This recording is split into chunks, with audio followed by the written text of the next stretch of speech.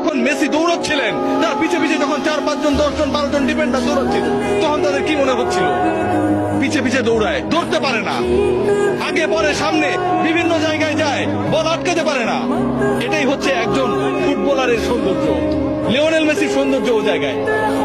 একজন ফুটবলার একটা দলকে, একজন ফুটবলার কোটি কোটি মানুষের স্বপ্নকে তার ছোট কাঁধে কিভাবে ক্যারি করেন সেটা আমরা দেখেছি। যারা অস্বীকার করবেন তারা ফুটবলটা বোঝেন না। হয়তো আমাকে মূর্খ বলতে পারেন, সত্যিই তাই।